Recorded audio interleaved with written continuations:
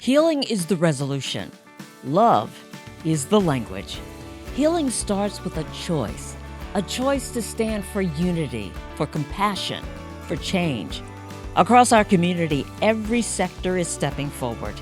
Individuals, faith leaders, educators and educational institutions, athletes, government officials, business leaders, health professionals, law enforcement, and fire service. Because when we all choose healing, our community moves, our city breathes, and hope comes alive. Join the movement. Take the pledge at www.the411live.org.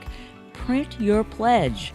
Take a picture holding the I Took the Pledge and post it on your social media page with the hashtag the411live, hashtag I dare you to heal. Now, I dare you to heal. The 411 Live. Where you can learn about issues that impact us every day. State of world, 411 Live. Real people, real talk. Made to help people in our community in every way.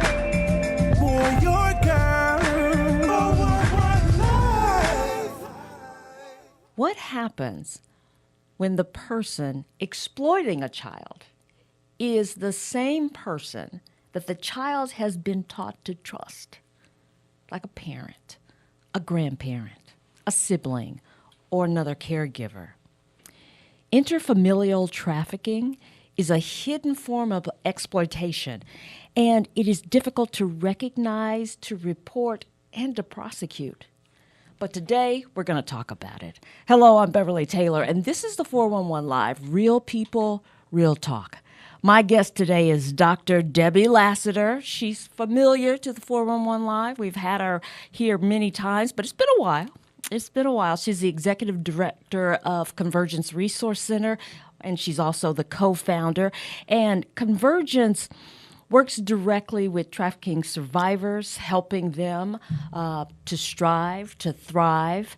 And we are talking today about an event that Convergence is putting on. It's called the Epidemic in the Game, and it's an annual event, have different subjects. But this year, the subject is interfamilial trafficking. There's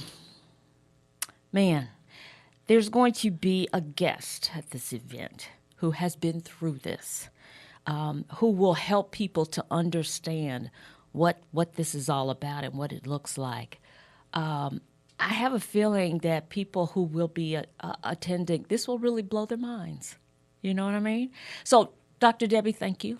Thank you so much for having me. Thank you. It's always a pleasure to have you on the show.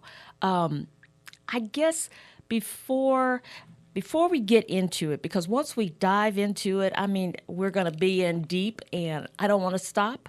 So let's talk about the epidemic in the game, where this will be discussed. When, where, how do you get in there? Sure. It will be September 19th at the UWM Continuing Education Center downtown, 6000 Wisconsin Avenue, I believe it is.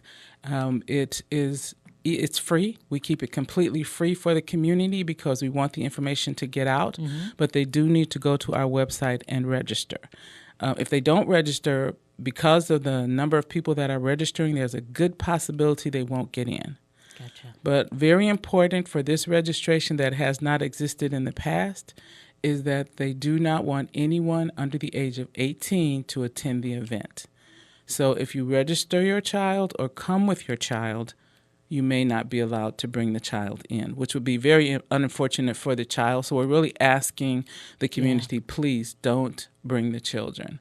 This is a very frightening subject, but one that we need to make sure that the community is aware of, which we know by the statistics that they are, because so many children are experiencing it and going to school every day and still going home in the evening and being trafficked in their own homes. Wow.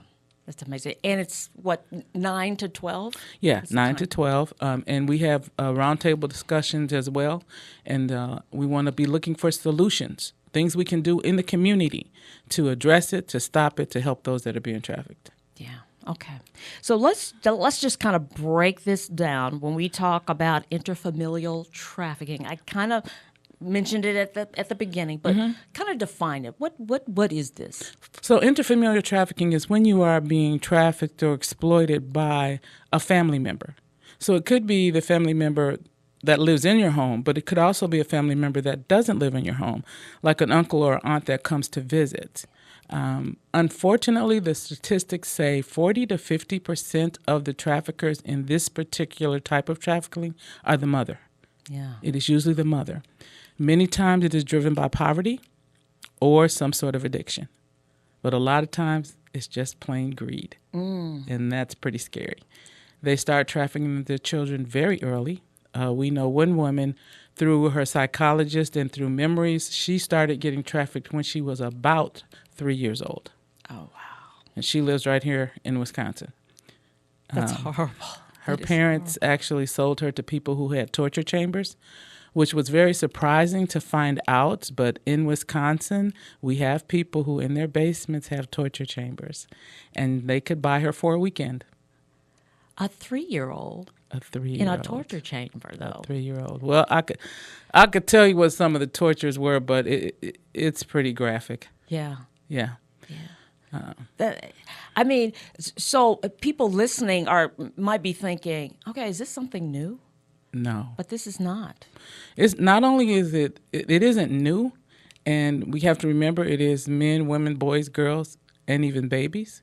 It isn't new, but it is so hidden. And like you were saying before, if I've been told my whole life that a color everybody else thinks is red is yellow, when I get around you and you say that color is red, I don't believe you. I still believe it's yellow. And from that point on, it's very difficult for them to even think it's a crime or think there's anything wrong because that's all they know. Right. Because they've been groomed from, almost from birth. Babies, you know. Yeah. So this becomes normal. Yeah, it's very normalized for them. So we say, well, tell somebody. They don't have anything to tell you because they don't think there's anything wrong. If you say it isn't happening in your home, they think there's something wrong with your home, not theirs. Right. Yeah. Because they may assume that it's going on in everybody else's home as That well. everybody else is doing it. Yeah. Blows my mind. It does. And when you think, it makes you look around at your neighbors and, you wonder about everybody. We just want to caution people just because you may not like your neighbor or something, it doesn't mean that they're doing this. Yeah. Right. But it's frightening in the aspect of that people go through this. They go right on into adulthood with all of this trauma, never diagnosed with anything, no one thinking anything is wrong because they've never said anything was wrong. Now, we had a speaker, Adira James, who is the presenter, spoke to all of MPS nurses, social workers, teachers a couple years ago. Okay. At an event. They all went to it. And a young man came along with her, and he described how every day when he got to school, he was so tired because of what had been happening to him before he got to school. And every day he would get sent to the nurse's office, and the nurse would just let him sleep because they just thought he wasn't sleeping. Nobody wondered, why is this kid so tired already at 8 o'clock in the morning? It's one of those things where it is, well, like I mentioned, it's difficult to recognize because the victim in this case doesn't think they are victimized. That's true.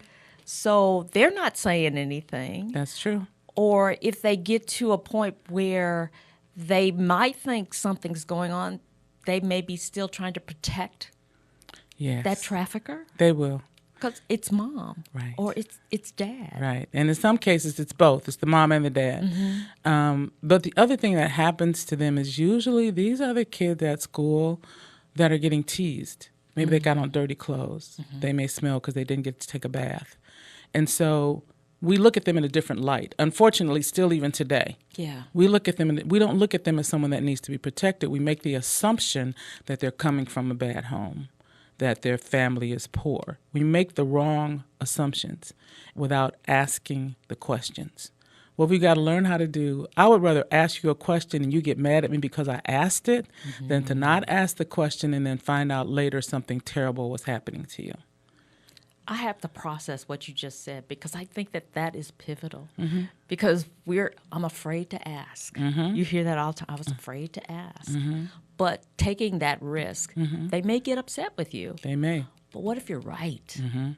And we just have to learn how to communicate better.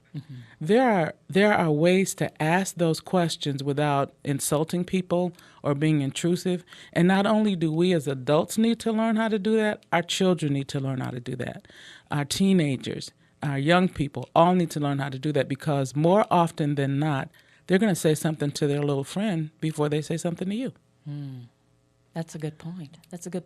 What is something that could be said? What's the phrasing that could be used? Well, for me as an adult, my phrasing would be different than a kid. But if I notice that you're always coming to school and you smell every day, you have this odor about you, I could simply ask you a question of, hey, can I ask you a question? I'm always going to start with that, because if you say, no, don't ask me any questions, then that's done. But if you say yes, then I can say, well, it might be a little personal, but I'm not trying to offend you. I'm just wondering, do you notice any kind of an odor around you or smell at all? Or is that just me? See? Give them an out. Give them an out. Always give them an out, because even though you ask him it, you may be the first person asking. It may take 5 people to ask before they really answer that question. Oh, wow. Yeah. Because they're still processing in their mind. Is this an attack? Is something wrong with this person? Are they insulting me? It's not just like you asking it of somebody that there's nothing going on with and they just put on a dirty shirt and forgot to wash it or something. You know what I mean? Yeah. So we have to just always give them an out and always be able to have an answer that leads them to help. We often overpromise and underdeliver, which makes people go back to the folks who said in the first place they're not going to be able to help you. So we have to really be careful about that. Wow. And so, that trust factor diminishes. It does. Okay. It does. That person didn't come through, so why should I? They told me nothing bother? was going to happen if I told somebody, look, they were right. Yeah. I'm just stuck. Oh, my gosh. Okay. Yeah. So I want to get into this, the guest who will be there, and a little bit about her story. Okay. And we'll come back and we'll talk about a few more questions or that people might have in their heads, and hopefully we can provide some answers. But this, to me, is just a difficult issue. It is. As far as how to really, just jump in there and fix it. You know what I mean? Okay, of course you do. I'm talking to Dr. Debbie Lassiter. You're listening to the 411 Live. We'll be right back. Don't act like that. Don't wear that. Don't think that. I've heard everything you tell yourself every time you felt different. And I want you to know that taking care of me is taking care of everyone you love. That you can be vulnerable and powerful. That taking care of me makes us stronger. Love your mind. Find mental health resources at loveyourmindtoday.org. We are taught you don't talk about your problems with nobody because you could get in trouble. And I've been through a lot. Anxiety, depression, sexual assault. When I decided to get help, my life changed. And the mental health box, that was one of the big tools. Accepting help means that we're allowing somebody to bless our life. It's freeing. We got stronger together. Love your mind. 411 Live. We are talking about interfamilial trafficking. And my guest is Dr. Debbie Lassiter. Convergence Resource Center will be having a symposium. Is that a right word, symposium or event? Community awareness. The epidemic and the game, and that will be the topic. Now, I want to get to that guest that will be there talking about this because she has lived experience. But when we were talking, just circling back, talking about this whole concept of interfamilial trafficking where a mother because most of the time it's the mother. 40 to 50% of the time, it is the mother. The mother is trafficking the kid, right? Right. For whether it's for drugs or whether it's just money. You were mentioning it's a family business a lot of times. In a lot of cases, it is the family business, which means, and this is probably going to be a very graphic explanation, but people need to understand it. Bring it on. So, because it is the family business, typically the boys are raised to be traffickers, and the girls are raised to be trafficked. So they don't see anything wrong with it in the public. An example of how this happens, a few years ago, in a hotel, I want to say it was in St. Louis, a man from Wisconsin, the police were sent there because there was so much screaming going on from that room. And when they got into that room, and this is a news story that anyone can check and validate or whatever they need to, in the room there was a woman in the corner with a gun. She was screaming. There was a little boy standing there, and there were two little girls. The little girls were 3 and 5, and there was a grown man. The woman in the corner with the gun was the little girl's mother. This was their uncle. It was her uncle, their great uncle. He was raping the little girls over and over again to prepare them for the family business. The little boy, she was holding the gun on the little boy because he had told the little girls, shut up and take it like a real woman, because that's what he had taught them. And she was screaming because he did it to her when she was a kid. So when they arrested him and everything was going on, they were interviewing because they really were on their way down to visit family members. They started interviewing some of the young men that were standing around. They were his nephews. And they said, he's a great man. He's teaching us how to be an entrepreneur in our family business. Oh, my God. So if you can grasp all the pieces of that, that is a small picture of what it looks like when it's the family business. Wow. I'll give you a minute. Okay. But then on the front page of the Milwaukee Journal, there was a trafficker who was arrested. And when he was arrested and put in prison, he wrote a 6-page handwritten letter to his son, telling his son how to run the family business. They got a hold of it, and the Journal published that letter, and it stayed out there for a while. You can't find it now. But he was telling them the types of girls he needed to get, what he needed to do to them, and his son was already at age 17 being a trafficker and trafficking the girls he went to high school with, and some of them were at Homestead High School. Really? So if people are thinking that this is far away from you and this doesn't happen in your neighborhood, wake up, because it does, and it is happening. Wow. Okay. This is a lot to digest. It really, really is. Just think about the people who are living through it and sitting next to us in restaurants or in churches or in schools, and they can't tell anybody. And then they grow up and years later find out, hey, there was something wrong with that. And then that adds to the trauma. It does. Right? It does. So the more are you thinking the more awareness, the more it's out there, people are talking about it, maybe will make it safer for some of these victims to come forward? I'm thinking that the more awareness, yes. Making it safer is tricky because if you don't have resources in place, they're still going back to that same home at night, right? But I think the not accepting the act itself, but making it so that people feel comfortable telling you that it's happening so that you can then help them get some help. That's what we need, because making them aware of it, it doesn't do anything if they don't think anything's wrong. They just, okay, they know about it, big deal. This is what I do. This is how I live. Right? This is how we feed our family. See? Yeah. And so it's that kind of mindset that you're up against. But in their heart of hearts, they know this shouldn't be happening to me. I'm just a kid. I'm 5. I don't think this is supposed to be happening. Yeah. Wow. And when I think of 5-year-olds, the little ones, sometimes the telltale sign is when they go to school or something and they touch another child in that That does happen, but that doesn't necessarily have to happen because of interfamilial trafficking. That could have happened because they were abused by somebody else. They were sexualized at a very early age. That's true. Or were exposed to it. You know, some parents think it's okay to watch porn with your kids sitting right there. It's not. Okay. But it's things like that lead to those kind of situations. But I think that for these kids and adults, because this has happened, one woman we know, she had been trafficked by her family from 3 years old to 32 years old. Wow.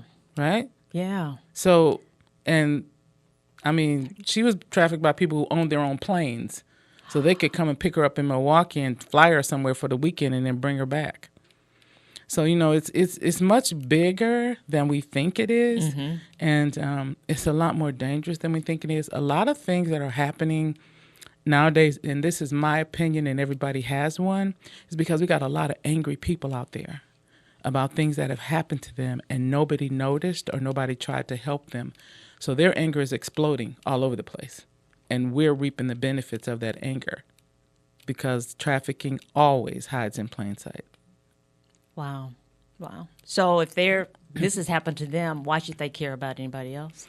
Eventually that, or even see, now we're going to get into dissociative identity disorder then, right? Because when a child is being assaulted or hurt or abused, they cannot physically escape. So they mentally escape by creating another personality to take the pain. Well, this woman that we talked about that was 32 years old, she had 32 different personalities, or alters as they call them. Yeah. Because each one had to take a different level of pain. This is, yeah. Yeah, Okay. you're getting into a lot. Okay. Yeah, I am. You're getting into a lot. Okay. But it's the reality, though. That's the Yeah. thing we want people to understand. Not that we're trying to shock you or anything. This is the reality of what is happening to people around you. Yeah. Sometimes we live in a bubble. Yeah. Yeah. Okay, let's talk about the guest, Adira. Adira. She is such an amazing person. I was privileged to hear her speak when she came to speak to the MPS school. And that's to MPS's credit. They got that training for them. They understand that now. They have things in place to help the kids when they see things, the nurses, the social workers. So we love that. We are very glad they did that. Great. But Adira is a survivor of interfamilial trafficking. She has several books out. Her first book or memoir about it is called What They Didn't Know. And in the first chapter of that book, and I will venture to say that I've seen kind of a lot of things and know kind of a bit about the trafficking, but still reading the first chapter of her book, I had to just stop for a minute. Because she was trafficked by her mom and her dad. And at 5 years old, she gives the story of how one of the customers or clients, she had to use the bathroom. And he kept going anyway. And she peed on him. And he was very, very angry. He dragged her out of the room. So the mother and the father took this 5-year-old into the backyard and buried her alive. What? Leaving just enough of her face out so she could breathe. They put some dirt in her mouth, and they said, if you do that again, we won't dig you up next time.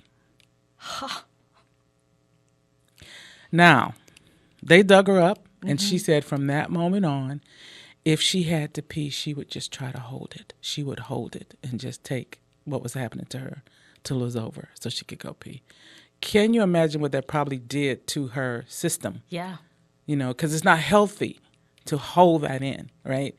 And when you think that was the first chapter of the book, then you can imagine what the rest of the book. Right, as she's growing up. Exactly. Wow. And it's almost like, was that a horror movie? Did that really happen? But I've talked to Adira, and it really happened. Her story is the fact that she has enough courage to tell her story in front of people because she wants other people to be helped. There's no amount of accolades that would equal what she's doing. I agree. People involved in interfamilial trafficking are not very easy. They don't come forward very easily because in some of their minds, I'm betraying my family. I'm betraying the people who love me and take care of me. But when we look at it from the outside, we say, "Oh no, you don't owe them anything." Right. But you can't still tell a child that about their mom and dad, because they still see them as mom and dad.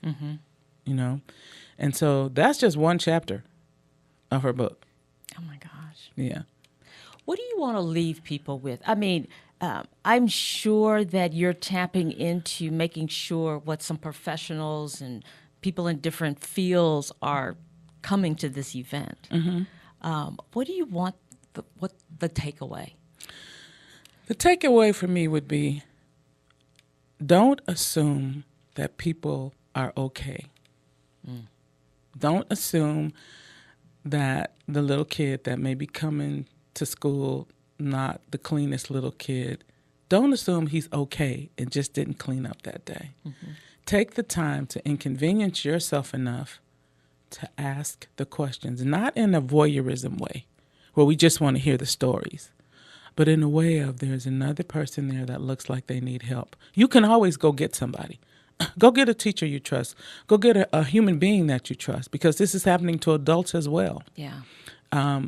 But just take the time to care enough about the other person to inconvenience yourself enough to ask the question. Yeah. You know, we talk about, things hidden in plain sight. And you mentioned the kid that was a trafficker who was trafficking classmates who went to school at Homestead. And for people who are familiar with that, Homestead is, upper middle class. A lot of people go there, predominantly white, that kind of thing. So do you find that when we talk about, whether it's interfamilial trafficking or any other kind of trafficking, people have an idea, a myth, basically, of what that person looks like? Absolutely, but just one clarification. Yes, there were young people trafficking other young people, but this particular young man didn't go to Homestead. His victims went to Homestead. His victims. Okay, but yes, we still believe the movies. We think we know what a trafficker looks like, right? We think that he's this grubby-looking guy who's looking like what we want to call a pimp, which I really wish we would stop calling pimps traffickers, because it confuses people. Yeah. Because pimps were really glorified at some point, right? A trafficker is a trafficker, okay? People are doing it against their will. They're not doing it because they're in love with Superfly or whoever, right? Right. It really, he's a criminal, or she is a criminal. If we could get those things out of our mind, and that we know what a person that's a victim looks like, oh, she's loose, she's this, that we know what a person who's buying the service looks like, right? If people knew just a couple of facts, there have been trafficking rings broken up that were all dentists, that were all doctors, that were all youth pastors. So you don't have a profession where trafficking could not exist. Wow. Some of the people who are trafficked, they're not just young girls in the inner city. You got scientists, lawyers that have been trafficked while they were in their profession. So we need to get rid of all these myths and walk into it like, I know nothing, teach me everything. Very good. Very good. That's a good place to end, because we're out of time. Okay. So we have a lot that we need to know and be aware of. And this event is a good starting place. Yes, it is. And again, it is September 19th, 9 to 12, UWM. Pre-register? Pre-registration. Go to the website. Right. Convergenceresource.org. .org. And register. Is there a timeline or? They can register right up until the day, and they can even register at the event. What pre-registration does for you is guarantees that you're getting in. Gotcha. Okay. Right now, the registration for it is almost over what the registration was for last year's event, and we're still a month out. Wow. Yeah. Wow. And please do not bring anyone under the age of 18. Right. That's important. Right. Debbie, thank you for coming. No problem. I really, really appreciate you making this time. You just don't know. And thank you for joining us for another edition of the 411 Live. Wow, this is a lot to take in. My goodness, but this is such an important topic. And we love bringing you things that you need to know, and this falls in that category. So if you would like to partner with us, we are a nonprofit. Go to our website, the411live.org. Until next time, I'm Beverly Taylor, and this is the 411 Live. Real people, real talk. God bless. If you would like to check out past episodes, there are many ways. Go to your favorite podcast platform. Follow us on Instagram. Like and watch us on Facebook. Watch and subscribe to our YouTube channel. And if you have suggestions for future episodes, go to our website, the411live.org.